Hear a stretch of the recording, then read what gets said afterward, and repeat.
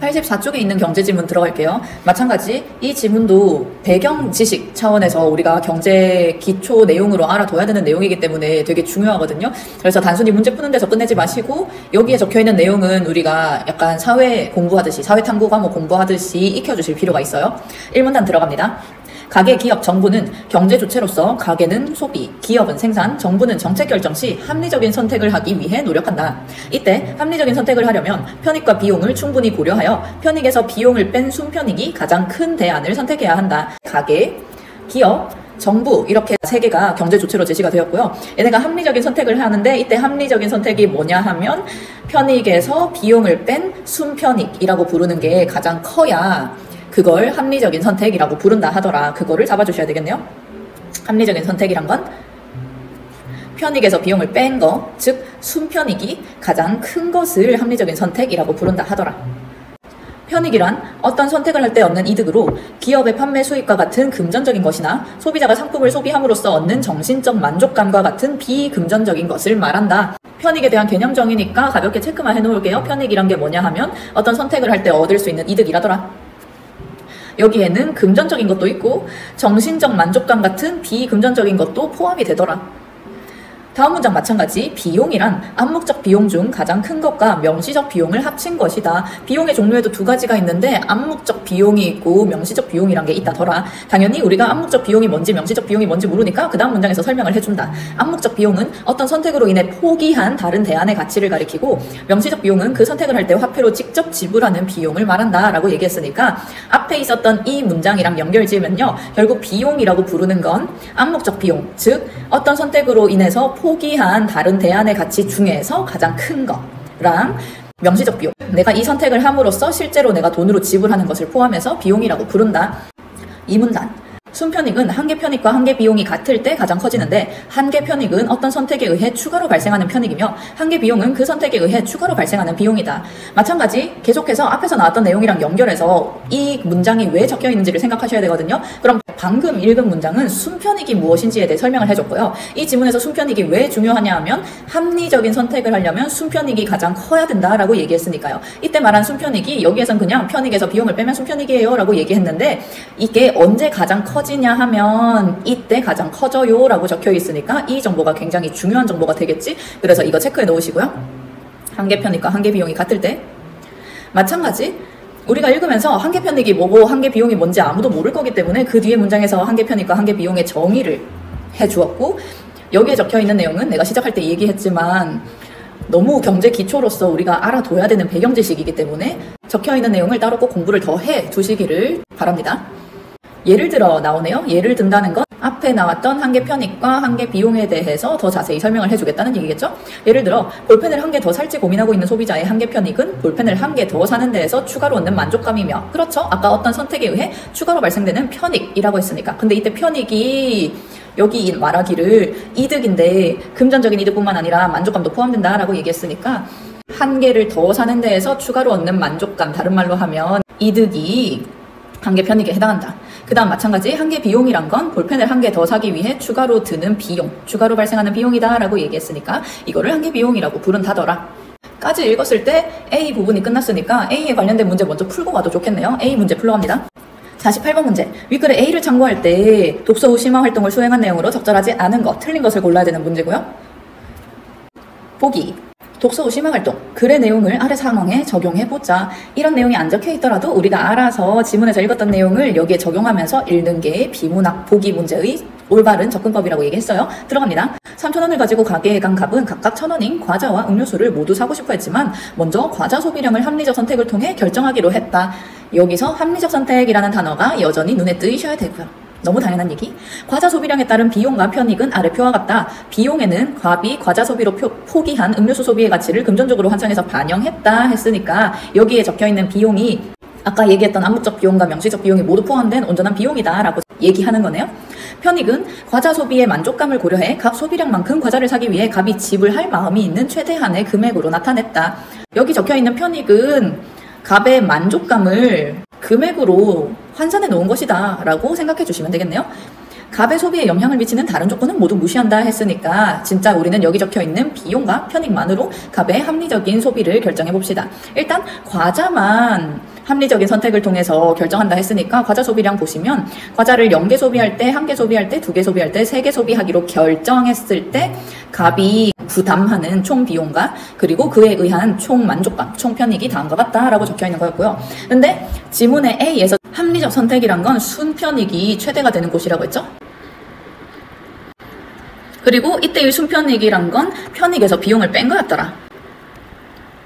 그럼 이 각각의 상황을 우리가 순편익을 계산을 해보면 편익에서 비용을 빼면 되니까 과자를 하나도 안 사면 순편익이 없을 거고요. 밑에는 1,500원, 그 밑에는 2,000원, 그리고 그 밑에는 500원 이렇게 순편익을 얻을 수 있겠네요. 그러면 이 여러 개의 선택권 중에서 순편익이 최대가 되는 거는 이거니까 우리는 과자를 2개 사는 것이 가장 합리적인 선택이다라는 결론을 내릴 수 있는 거죠. 까지 납득되시죠? 여기까지는 1문단에 적혀 있었던 내용을 반영해서 합리적 선택을 파악해 본 거고요. 그 다음 2문단에 어떤 개념이 나왔냐 하면 한계 비용과 한계 편익이라는 개념이 추가로 나왔었죠. 근데 한계 비용이 뭐였냐 하면 어떤 선택을 함으로써 추가로 들어가는 비용이다 라고 얘기했잖아. 그게 뭔 소리냐 하면 0개를 사기로 선택했을 때에 비해서 하나를 사기로 선택했을 때 총 비용이 얼마가 더 추가되는지를 지금부터 생각해 보는 거예요. 그러면 한 개를 사기로 결심했을 때 추가되는 비용은 2,500원이니까 한 개를 살 때의 한계 비용은 2,500원이다 라는 결론이 나오는 거죠. 마찬가지 2개를 살 때 얼마의 비용이 추가되는지를 생각해 보시면요. 한 개만 샀으면 2,500원이면 됐는데 2개를 샀더니 5,500원을 내야 되잖아요. 그러면 추가되는 비용은 3,000원이다 라는 결론을 얻을 수 있겠죠. 이때 3,000원이 2개를 살 때의 한계 비용이 되는 거예요. 똑같이 3개를 살 때의 한계 비용 계산하실 수 있겠죠. 3,500원이 나오네요. 한계 편익도 똑같은 방식으로 계산하시면 돼요. 한 개를 사기로 결심했더니 추가되는 만족감, 추가되는 편익이 4,000원이더라. 2개 사기로 결정하면 추가되는 편익은 3,500원이더라. 그리고 3개 사기로 결정했을 때 추가되는 편익은 2,000원이더라. 그래서 각각의 소비 선택에 따른 한계 편익과 한계 비용까지 이렇게 미리 계산해서 적어놨어요. 이제 선지로 내려갈게요. 1번 선지, 갑이 과자 소비에서 얻는 순편익은 과자 3개를 살 때보다, 순편익이죠? 과자 3개를 살 때보다 1개를 살 때 더 크겠군 하면 얘는 맞는 말. 2번 선지, 갑이 과자 소비량을 합리적으로 선택하여 과자를 샀다면, 다른 말로 하면 과자를 2개를 선택했다면 음료수 1개 값이 남겠군. 아까 갑이 총 3,000원을 가지고 있다 했는데요. 그 중에 과자를 2개 사면 2,000원을 써서 1,000원이 남은 거니까 음료수 하나짜리가 돈이 남았네요. 이거 2번도 맞는 말. 3번 선지, 갑이 과자 소비량을 0개에서 1개씩 늘릴 때마다 얻는 한계 편익은 점점 줄어들겠군 이라고 적혀있는데 우리가 미리 계산을 다 해놨으니까 한계 편익 쭉쭉쭉 봤더니 점점 작아지는 게 맞는 말이더라. 3번 선지도 맞는 말. 4번 선지, 갑이 과자 소비량을 2개에서 3개로 늘리기 위해 추가로 드는 비용, 다른 말로 하면 한계 비용이었죠? 한계 비용은 추가로 얻는 만족감, 다른 말로 하면 한계 편익, 이런 식으로 지문에서 나왔던 다른 표현으로 동어치환시킬 수 있어야 돼요. 한계 비용이 한계 편익보다 더 크겠군 이라고 적혀 있네요. 한계 비용이 한계 편익보다 더 크겠군 하면 여기도 맞는 말. 그러면 자동적으로 답은 5번이 될 거고요. 5번 들어갑니다. 갑이 과자를 사기 위해 포기한 음료수 소비의 금전적 가치는 과자를 구입하는 개수가 늘어날수록 점점 작아지겠군.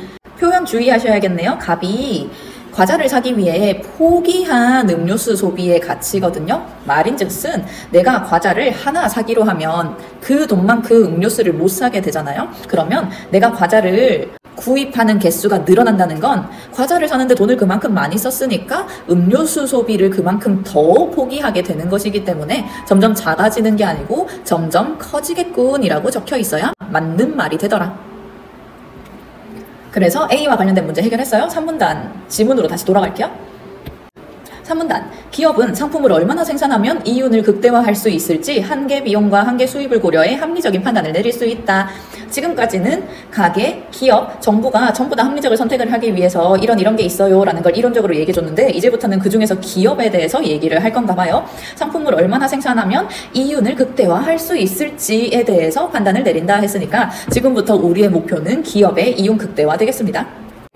기업 입장에서 한계 비용은 상품 생산량을 한 단위 증가시키는 데 추가로 드는 비용이며 한계 수입은 상품을 한 단위 더 생산하여 판매할 때 추가로 얻는 수입이다. 마찬가지 기업 입장에서 한계 비용과 한계 수입을 재정의 해놨더라. 근데 사실 이 문단에 적혀있는 내용이랑 크게 달라진 건 없고요. 완전 경쟁 시장에 있는 기업이라면 상품의 시장 가격 그 자체가 한계 수입이 된다. 지금부터 중요한 내용 나오네요. 완전 경쟁 시장에 있는 기업이라면 이라는 조건 나왔으니까 이건 일단 예민하게 체크해 두셔야 돼요. 완전 경쟁 시장이라면 위에서 얘기한 한계 수입이요 상품의 시장 가격이랑 똑같다라고 얘기했으니까 이거를 우리가 지금까지 읽었던 내용이랑 연결 지으시면요. 이윤을 극대화하기 위한 합리적인 판단이란 건 결국 한계 비용과 한계 수입이 같은 지점이다 하는 게 이 문단에서 제시됐었잖아요. 근데 완전 경쟁 시장이면 한계 수입이 시장 가격과 똑같다 했으니까 이 경우에는 한계 비용과 시장 가격이 같으면 이윤이 극대화 되겠구나 하는 것까지 이끌어낼 수 있는 거죠. 계속 가볼까요? 완전 경쟁 시장은 많은 수의 공급자와 수요자로 구성되어 있고 거래되는 상품이 동질적이므로 개별 공급자나 수요자가 시장 가격에 영향을 미칠 수 없다. 즉, 기업이나 소비자는 시장에서 결정된 상품 가격을 주어진 것으로 받아들이며 이 가격이 기업의 한계 수입이 된다. 무슨 얘기를 하나 봤더니 완전 경쟁 시장의 특징을 얘기한 다음에요. 이때의 가격이 기업의 한계 수익과 같아진다라는 위에서 얘기했던 내용을 좀 더 구체적으로 설명해 주는 거였네요. 적혀 있으니까 체크는 해둡시다. 완전 경쟁 시장은 어떤 성격을 갖고 있냐 하면 첫 번째, 많은 수의 공급자와 수요자로 구성되어 있고요. 그리고 거래되는 상품이 동질적이더라. 이 두 가지 요인 때문에 개별 공급자나 수요자가 시장 가격에 영향을 미칠 수 없다까지 부정표현 제대로 체크해 두시고요. 그 밑에 이어지는 내용은 결국 한계 수입이 시장 가격과 똑같아진다라는 내용 그대로 재진술된 거라서 굳이 밑줄을 치면서 표시하지는 않을게요. 4문단. 생산을 계속할 때 손실이 발생하는 상황이 아니라면 기업은 한계 비용과 한계 수입이 일치하도록 생산량을 조절해 이윤을 극대화할 수 있다. 이것도 최진술. 계속 가요. 한계 비용이 한계 수입보다 큰 경우에는 상품 생산량을 한 단위 줄일 때 그로 인해 추가로 절약되는 비용이 줄어들 수입보다 크므로 생산량을 줄여 이윤을 증가시킬 수 있다. 오매 복잡해. 별로 복잡한 내용 아니에요. 한계 비용이 한계 수입보다 큰 경우는 어떻게 되냐 하면 상품 생산량을 한 단위 더 줄일 때 추가로 절약되는 비용이요. 추가로 줄어드는 수입보다 크다라는 얘기겠죠? 그러면 그냥 상식적으로 생각해도 절약되는 비용이 더 크다면 한 단위 생산량을 줄이는 게 맞는 거잖아요? 그래서 우리가 여기서 챙겨가야 되는 건 한계 비용이 한계 수입과 같아져야 되는데 만약에 한계 비용이 더 크다면 뭐를 해야 한다? 생산량을 줄여야 이윤을 증가시킬 수 있다 라고 적혀 있는 거. 이와 반대로 한계 수입이 한계 비용보다 큰 경우에는 생산량을 늘려서 이윤을 증가시킬 수 있다라고 적혀 있는 건 마찬가지. 이윤이 극대화, 이윤이 가장 큰 지점이 얘네들이 같은 지점이니까 만약에 얘네들이 같지 않다면 생산량을 줄이거나 생산량을 늘려서 이윤 극대화를 도모해야 된다라고 적혀 있는 게 4문단의 내용이었네요. 두 가지 케이스가 나와 있지만 어차피 반대되는 내용이라서 나는 그 중에 하나에만 체크를 했어요. 5문단. 그런데 생산을 계속할 때 이윤이 남는 것이 아니라 오히려 손실을 볼 수 있기 때문에 어떤 상황에서 손실이 발생하는지 판단하는 것도 기업 입장에서 중요하다. 아까 4문단에서 어떻게 시작했냐 하면 손실이 발생하는 상황이 아니라면 이렇게 한다라고 나왔던 거거든요. 근데 이런 경우에 반대로 손실이 발생할 수도 있더라. 그러면 기업 입장에서 곤란하니까 어떤 상황에서 손실이 발생하는지 판단하는 것도 기업 입장에서 중요하다라고 적혀 있는 거고요. 그럼 이쯤에서 우리가 글의 구조를 제대로 정리를 해주셔야 되겠네요. 지금까지는 어떻게 하면 이윤을 극대화할 수 있을까였고요. 지금부터는 어떤 상황에서 손실이 발생하는지에 대해서 얘기를 하겠다는 거구나. 계속합니다. 이때 고려할 수 있는 것 중 하나가 평균 비용이다. 오, 새로운 비용 개념 나왔어요. 지금까지 한계 비용과 한계 수입에 대해서 얘기를 했었는데 지금부터 평균 비용이 나오네요. 평균 비용은 어떤 양의 상품을 생산하는 데 투입된 총 비용을 생산량으로 나눈 것으로 총 비용을 생산량으로 나눈 게 평균 비용.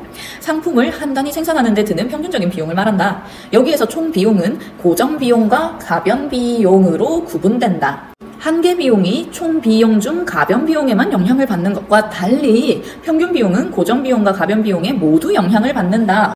어머, 이 문장에서 아까 우리 2문단에서 읽었던 한계 비용과 지금 5문단에서 읽고 있는 평균 비용을 비교를 해줬으니까요. 둘이 어떤 점에서 다르다라는 표현이 나왔기 때문에 여기 내용 중요하게 생각을 해주시고 그 다음 계속 읽어볼게요. 고정 비용은 생산량에 따라 변하지 않고 일정한 크기를 유지하는 비용으로 생산량이 많든 적든 매달 똑같이 내야 하는 임대료가 그 예이다. 가변 비용은 생산량에 따라 달라지는 비용으로 각종 재료비 상품 생산을 늘리기 위해 추가로 고용하는 직원에게 지급되는 보수 등이 그 예이다 라고 적혀 있는 거. 고정 비용과 가변 비용에 대해서 설명을 해줬고요. 적혀있는 내용이 어렵지는 않을 것 같고요. 근데 여기에 있는 내용이 왜 나왔는지는 생각해 주셔야 돼요. 고정 비용과 가변 비용을 합쳐서 우리가 총 비용이라고 부른다라고 얘기했고, 지금 우리는 평균 비용에 대한 얘기를 하고 있었어요. 이 총 비용을 생산량으로 나눈 게 평균 비용이었기 때문에 평균 비용은 기업에 손실이 발생하는지 판단하기 위해 필요하더라 하는 거 기억하고 계시죠? 용문단 내려갑니다. 그렇다면 기업은 손실이 발생하는지 평균 비용을 통해 어떻게 알 수 있을까? 질문 던졌네요. 지금부터 손실이 발생하는지 평균 비용을 가지고 어떻게 알아냈는지 우리에게 설명을 해주겠다는 얘기네. 내려갑시다. 총 비용을 전부 회수하는 것이 언제라도 가능한 기업이 완전 경쟁 시장에 있다고 가정해보자. 이 기업은 평균 비용을 상품의 시장 가격과 비교해보고 만약 가격이 평균 비용 곡선의 최저점에도 미치지 못한다면 생산량이 얼마든 그 가격의 상품을 판매해봤자 손실을 피할 수 없다고 판단할 것이다 라고 얘기했으니까 손실이 발생하는지 어떻게 알 수 있나요? 이런 경우에 손실이 발생한다고 판단한다 라고 적혀 있는 거네요. 이 정보 밑줄 그어 놓을게요. 만약 가격이 평균 비용 곡선의 최저점에도 미치지 못한다면 그것은 손실이다. 그렇다면 투입된 총 비용을 전부 회수하여 손실 발생을 막는 것이 이 기업의 합리적인 결정일 수 있다. 기업이 의도한 생산량에서의 평균 비용이 시장 가격보다는 낮아야 이윤이 남는데 어떻게 해도 손실을 피할 수 없다면 생산을 계속할 것인지 신중하게 고민해야 되는 것이다 라고 적혀 있는 거. 이 경우가 된다면 생산을 계속할지 말지를 결정하게 된다라고 적혀 있는 거네요. 이처럼 평균 비용은 한계 비용과 더불어 기업이 생산에 관한 의사결정을 내릴 때 유용하게 활용된다 라고 적혀 있고요. 이게 결국 우리가 지금까지 읽었던 모든 내용을 요약해주는 한 문장이 되는 거죠. 평균 비용과요, 한계 비용 이 두 가지를 가지고 기업이 생산에 관한 의사결정을 내린다더라. 지금까지 있었던 지문 짧게 정리. 사실상 왼쪽 하단에 있었던 게 다 한계 비용과 관련된 내용이었고요. 한계 비용은 이때 기업이 어떻게 하면 이윤을 극대화할 수 있는지 를 결정할 때 한계 비용이라는 개념을 사용을 했었어요. 그리고 오른쪽 하단에 주로 나오던 게 평균 비용. 이거는 무슨 결정을 내렸냐 하면 어떻게 하면 어떤 것을 기준으로 손실 여부를 판단하는지 가 평균 비용과 관련이 되어 있었다 하는 거 다시 한번 정리하면서 7문단 내려갑니다. 7문단. 합리적 선택을 중심으로 생산에 관한 기업의 의사결정을 살펴보는 것은 경제활동을 더 잘 이해하게 한다는 점에서 의미가 있다. 특히 기업의 생산활동은 소비자의 수요를 충족해주고 고용 증가, 경제성장 등 사회 전체에 미치는 영향이 크다는 점에서 주의 깊게 살펴볼 필요가 있을 것이다. 7문단에서 딱히 챙길 내용 없고요. 사실상 아까 기억 문장이 이 지문의 전체 내용을 요약해주는 마무리 문장이었다라고 생각하면 되겠네. 문제 들어갑니다. 윗글의 내용 전개 방식으로 가장 적절한 것은 맞는 거를 골라야 되고요.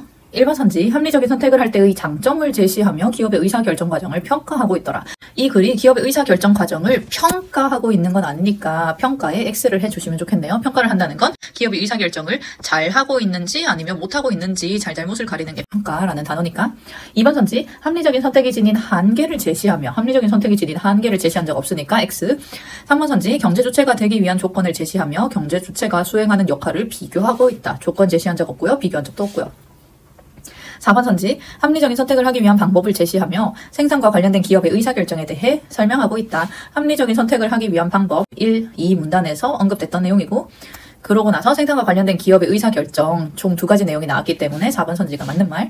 5번 선지, 기업이 생산활동을 할 때 고려하는 요소를 제시하며 생산량을 결정할 때의 어려움을 원인에 따라서 분류하고 있더라. 이런 내용 나온 적 없고요. 원인에 따라서 분류한 적도 없고요. 넘어갑니다. 46번 문제, 윗글에서 알 수 있는 내용으로 적절하지 않은 것은 틀린 것을 고르는 문제네요.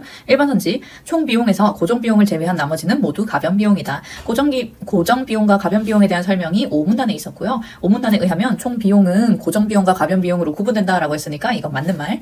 2번, 완전 경쟁 시장에서 개별 소비자는 시장 가격을 주어진 것으로 받아들인다. 마찬가지. 3문단에서 똑같은 내용이 나왔기 때문에 맞는 말.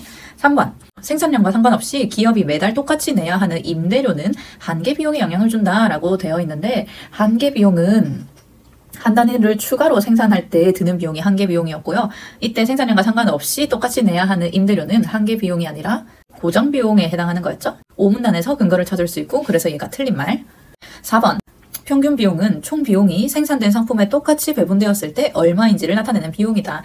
5문단에서 평균 비용이 뭐였냐 하면 총 비용을 생산량으로 나누었을 때 구해지는 게 평균 비용이다 라고 얘기했기 때문에 이것도 역시 맞는 말. 5번. 같은 편익을 주는 대안이 여러 개 있다면 비용이 가장 적게 드는 것을 선택하는 것이 합리적이다. 근거는 1문단에서 찾을 수 있을 거고요. 순편익이 최대가 돼야 되는데 편익이 같다면, 순편익은 결국 편익에서 비용을 뺀 거였으니까 편익이 같으면 비용이 가장 적어야 순편익이 최대가 된다라는 것이죠. 그래서 얘도 맞는 말. 47번 문제, 위글을 참고할 때 기억의 의미를 추론한 내용으로 가장 적절한 것은, 기억은 아까 6문단에 이 글을 전체적으로 요약 정리해주는 마무리 문장이다 라고 얘기를 했었고, 평균 비용과 한계 비용이 기업이 생산에 관한 의사결정을 내릴 때 활용된다 라는 내용이었어요.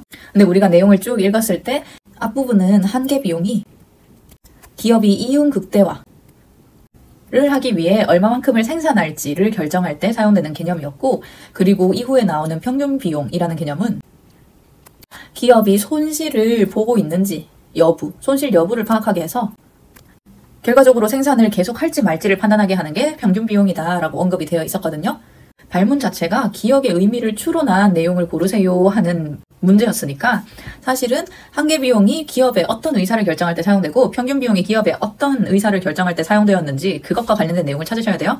1번 선지, 평균 비용은 고정 비용이 얼마인지, 그리고 한계 비용은 가변 비용이 얼마인지 알아볼 때 유용하다. 이 선지를 보시면서 평균 비용이 고정 비용이 얼마인지를 알아볼 수 있었나를 생각하시면 안 돼요. 왜냐하면 기억의 의미를 추론하라라고 했는데 이때 기억의 의미는 기업이 이것과 이것에 대한 판단을 할 때 이거를 사용한다라는 거였거든요.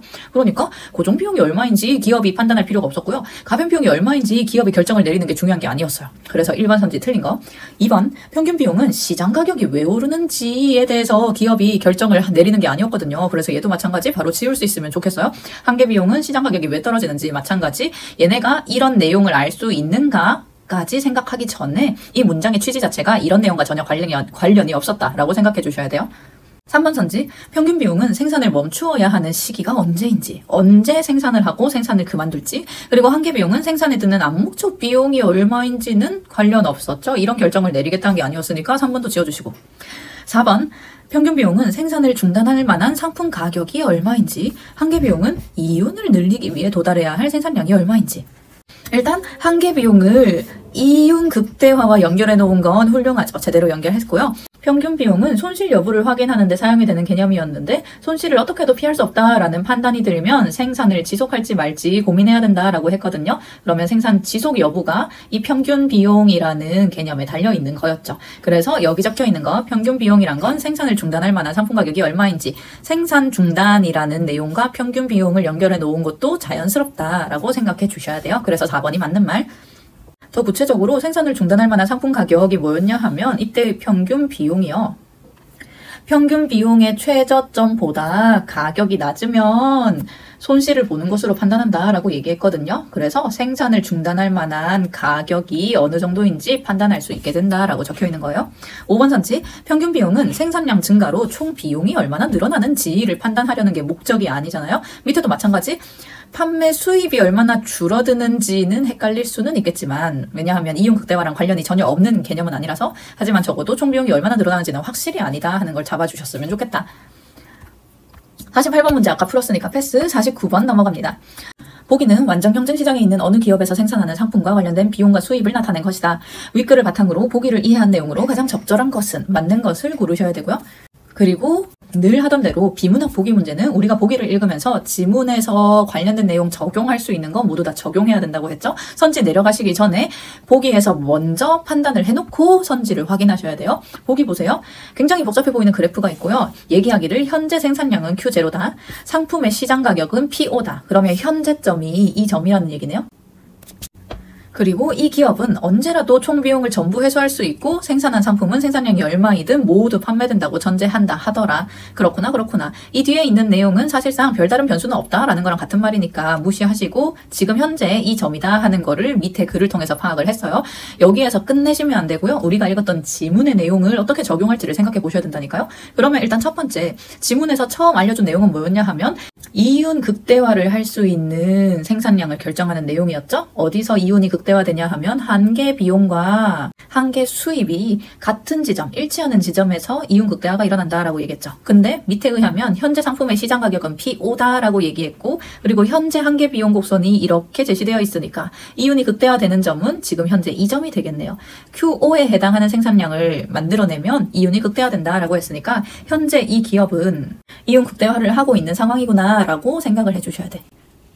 한계 비용 가지고 이윤 극대화 이끌어냈어요. 그 다음 우리가 이끌어내야 되는 건 평균 비용을 가지고 손실 여부를 판단하는 거 적용해 놓으셔야 되죠. 그럼 보시면 6문단에서 가격이 평균 비용 곡선의 최저점에도 미치지 못하면 이라고 얘기했거든요. 그러면 평균 비용 곡선의 최저점을 우리가 일단 체크를 해 놓을게요. 이 점이 평균 비용 중에서 가장 낮은 점이니까 여기 있는 이 점 이하로 가격이 설정이 되면 전부 손실을 입는다라는 손실의 기준이 되는 거예요. 손실 기준. 손실을 입는다는 건 생산을 중단한다는 얘기였고요. 생산 중단. 이제 선지 파악하러 내려가 볼게요. 1번 생산량을 Q5로 유지하면 평균 비용이 한계 수입보다 작음으로 이윤이 극대화되겠군. 이런 거 읽으면서요. 마찬가지 지문에 있던 어떤 내용이랑 관련되는 선지인지 우리가 먼저 파악할 수 있거든요. 그러면 우리가 이 선지가 틀렸다는 걸 바로 알아낼 수 있어요. 왜냐하면 지문에서 평균 비용을 가지고 이윤 극대화를 판단한 적이 없어요. 이윤 극대화를 판단하는 건 한계 비용이다 라고 계속 나누어서 지문이 전개가 되었기 때문에 평균 비용, 이윤 극대화 보는 순간 얘는 틀렸다라고 생각해 주셔야 돼요. 여기에서 평균 비용이 한계 수입보다 작으면 혹시 한계 비용과 한계 수입이 같아질까까지는 생각하시면 안 돼요. 2번 선지. 생산량을 Q2로 늘리면 지금 현재 Q0였는데 Q2로 늘린대요. 이 경우 한계 비용이 한계 수입보다 커지므로 이윤이 남지 않겠군 되어 있는데 이거 굉장히 좋은 함정. 일단 확실한 건 생산량이 Q0로 유지되는 게 이윤 극대화점이었어요. 그러면 Q0가 아니라 Q1이 되든 Q2가 되든 생산량이 변화하는 순간 이윤은 최대가 아니라 감소하게 될 거예요. 똑같은 내용이 실제로 4문단에 근거가 적혀 있었어요. 한계 비용이 한계 수입보다 크면 어쩌고 한계 비용이 한계 수입보다 작으면 어쩌고 저쩌고라고 적혀 있었거든요. 근데 그때 한계 비용이 한계 수입보다 크면 생산량을 줄여서 이윤을 증가시킬 수 있다라고 적혀 있단 말이에요. 반대로 해석하면 한계 비용이 한계 수입보다 큰 경우에는 이윤이 어떻게 된다는 얘기? 이윤이 작아진다는 뜻이거든요. 이윤이 작아진다 하는 것이랑 이윤이 남지 않는다는 전혀 다른 뜻이에요. 이거 너무 중요해요. 실제로 고3 될 때까지도 계속 함정으로 많이 만들어내는 유형 중에 하나예요. 어떠한 변화가 그 정도 내지는 크기가 크고 작다라는 개념이랑 여기 적혀있는 선지에 적혀있는 표현은 이윤이 남지 않겠군이잖아요. 다른 말로 하면 이윤이 없겠군이라고 적혀있는 거거든요. 정도가 크고 작은 거랑 아예 그 개념 자체가 존재하는지 여부는 전혀 다른 거예요. 근데 처음 보면 헷갈릴 수 있는 내용이긴 하거든요. 그래서 얘네 둘이 전혀 다르고 일부러 함정을 정도가 크고 작은 걸 가지고 전혀 있고 없는 것으로 함정을 내더라 하는 걸 알아주시면 다음에는 똑같은 함정 유형이 나왔을 때 좀 덜 걸릴 수 있을 거예요. 3번 선지 내려갈게요. 가격이 P5로 유지되면 생산량을 Q1으로 줄여도 한계 비용과 평균 비용이 모두 줄어들기 때문에 이윤에는 변함이 없겠군.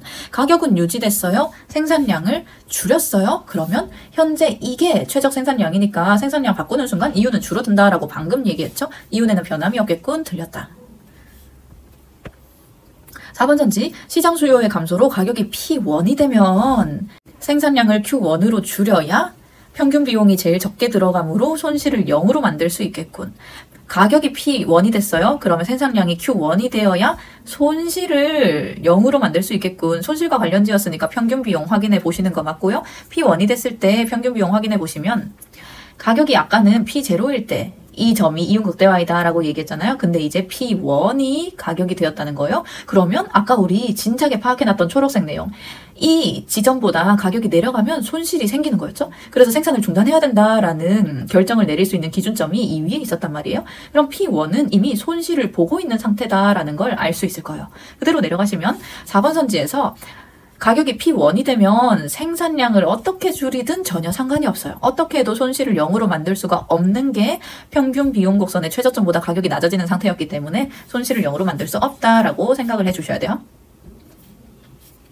그럼 정답은 당연히 5번이 되는 거고 5번 선지 시장 수요의 증가로 가격이 P2가 되면 한개 수입이 한개 비용보다 커짐으로 생산량을 Q2에 가깝게 늘릴수록 이윤이 증가하겠군. 복잡하게 적혀 있는 것 같지만 별 내용 없어요. 차근차근 들어갑시다. 가격이 이번엔 P2가 되었네요. 그런 경우에 한개 수입이 한개 비용보다 커진대요. 그래서 Q2에 가까워질수록 이윤이 증가하겠군 이라고 적혀 있는 거. 위로 올라가 보시면 가격이 아까는 P0였는데요. 이제 P2로 올라갔다는 얘기예요. 그러면 그 전에 있었던 이 점은 이 선은 무시하시고요. 이제 새롭게 바뀐 선이 여기 있다 하는 거 신경 써주셔야 되겠네요. 그럼 빨간 선 보세요. 새롭게 가격이 바뀌었고요. 그럼 당연히 변화가 있었으니까 기업의 의사결정도 바뀌어야 돼요. 그럼 여전히 기업의 이윤 극대화 점을 생각해 보시면, 왜냐하면 5번 선지 자체가 이윤이 증가한다였으니까 이윤 극대화 점을 생각해 보시면 한개 비용 곡선이랑 한개 수입이 일치하는 점, 한개 비용과 한개 수입이 일치하는 이 점에서 이제 생산이 이루어져야 이윤 극대화가 되는 거죠. 가격 변동으로 인해서. 그러면 적어 놓을게요. 여기가 새로운 이윤 극대화니까.